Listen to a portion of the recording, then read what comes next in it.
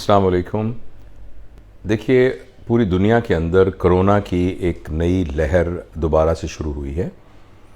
Waste में आपने ख़बरों में सुना होगा कि बहुत सारे मुल्कों में लॉकडाउन दोबारा शुरू हो गया है और इसी तरह से हमारे हमसाया मुल्क में भी कोरोना की सूरत हाल कुछ तसल्ली बख्श नहीं है। और पिछले एक हफ़्ते से पाकिस्तान में भी कोरोना के केस बढ़ना शुरू हो गए हैं इस सिलसिले में। और देखिए, याद रखिए कि कोरोना कभी भी ख़त्म नहीं हुआ था। पाकिस्तान में अल्लाह का शुक्र है सूरत हाल बहुत बेहतर थी, लेकिन हम कभी भी ये नहीं कह सकते थे कि कोरोना मुकम्मल तौर पर ख़त्म हो गया है। और पूरी दुनिया में भी यही सूरत हाल है। जो WHO की इंस्ट्रक्शन है कि कोरोना मुकम्मल तौर पर ख़त्म नहीं हुआ और भी मौजूद है। चूँकि पाकिस्तान में हालिया दिनों के अंदर स्कूल खुले, कॉलेजेस खुले, शादी हॉल खुले और लोगों ने फ्रीली एक दूसरे से मिलना जुलना शुरू कर दिया। गालबन इसकी वजह से या वैसे ही जो कोरोना का अपना एक साइकिल था उसकी वजह से कोरोना के नए केसेस आना शुरू हो गए हैं। अभी हाल ही में हमारे शहर बहावलपुर में हमारे बहुत ही अजीज़ दोस्त प्रोफेसर फैयाज साहब, जो प्रोफेसर मेडिसिन के प्रोफेसर थे, वो बेचारे कोरोना से अपनी जान की बाजी यानी हार गए और शहीद हुए। इसी तरीके से और भी रोज़ाना की बुनियाद पर नए केसेस आ रहे हैं। लिहाजा मैं जो इस मुख्तसर से पैगाम में आपसे अर्ज़ करना चाहता हूँ कि गो हमारे मुल्क में ये पॉलिसी है कि हमने मुकम्मल लॉकडाउन नहीं करना और एक तरह का स्मार्ट लॉकडाउन ही करना है, लेकिन उसके साथ हम हर फ़र्द की एक इनफरादी ज़िम्मेदारी है।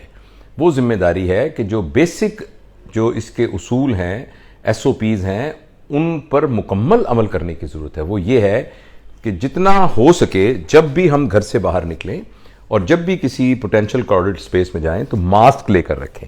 मास्क बहुत ज़रूरी है। ये मास्क जो कि N95 मास्क कहलाता है, या जो दूसरा जो सर्जिकल मास्क होता है जो कागज़ का बना होता है, या जो कपड़े की 2-3 लहरों के साथ बाज़ार में मिलते हैं मास्क, तो मास्क के बग़ैर जो यानी रश वाली जगह है वहाँ बिल्कुल ना जाया जाए। जो बच्चे हमारे स्कूल जाते हैं उनको सख्ती से हिदायत की जाए कि वो मास्क पहन कर जाएँ। इसी तरह बाज़ारों में गैर ज़रूरी तौर पे मत जाइए। कोशिश कीजिए कि अगर आप ऑनलाइन घर का सौदा सेल्फ मंगवा सकते हैं तो ऑनलाइन मंगवाइए। अगर ऐसा मुमकिन नहीं है तो हफ्ते में एक दफ़ा जाइए और जाकर सौदा ख़रीद लाइए। गैर ज़रूरी तौर पर बार बार बाज़ार में मत जाइए।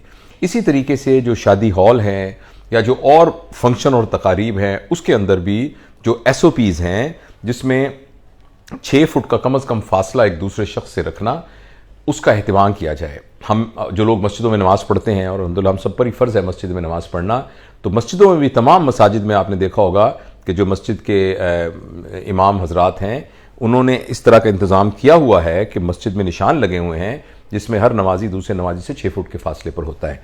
तो उसका एहतमाम करना बहुत ज़रूरी है। इसके अलावा इनफरादी तौर पर यह ज़रूरी है कि हमारे हाथ गैर ज़रूरी तौर पर हमारे चेहरे के करीब ना जाएँ। यानी अपनी आँखों को हाथ लगाना, नाक में खुजली करना, हाथ लगाना, मुंह में उंगली नहीं जानी चाहिए। यानी ये यहाँ हमारे हाथ गैर ज़रूरी टच नहीं करने चाहिए। अगर कोई नागुज़ीर वजह है तो उससे पहले हाथ को साबुन से धोना बहुत ज़रूरी है। और साबुन से धोने का मतलब है कम से कम 20 सेकंड तक अपने हाथों को साबुन के साथ धोना बहुत ज़रूरी है। और वैसे भी दिन में बार बार अपने हाथ को साबुन से धोना। सैनिटाइज़र भी ठीक है, लेकिन ये तहकीक बताती है कि जो साबुन है वो ज़्यादा इफ़ेक्टिव है सैनिटाइज़र्स की बजाय। और इन तमाम चीज़ों का ख्याल रखना बहुत बहुत ज़रूरी है।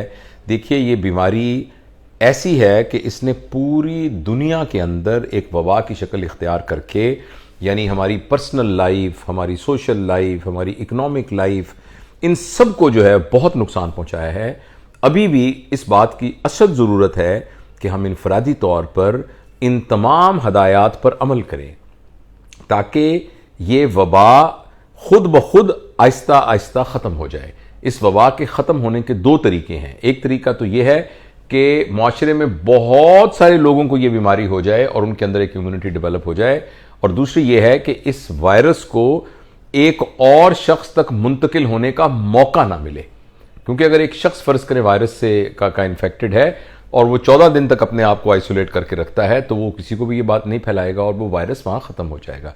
तो मेरी दुआ है कि अल्लाह ताला हम सब पर अपना फ़ज़ल फ़रमाए और पूरी दुनिया के ऊपर अपने फ़ज़ल का फ़ैसला फ़रमाए, और ये बीमारी जो है, जो कि ग्लोबल एक अज़ाब बना हुआ है, अल्लाह ताला इससे हमारी जितनी जल्दी हो सके छुटकारा हमें नसीब फ़रमाए। लेकिन हम अपनी इनफरादी रिस्पॉन्सिबिलिटी से छुटकारा नहीं हासिल कर सकते। बहुत शुक्रिया।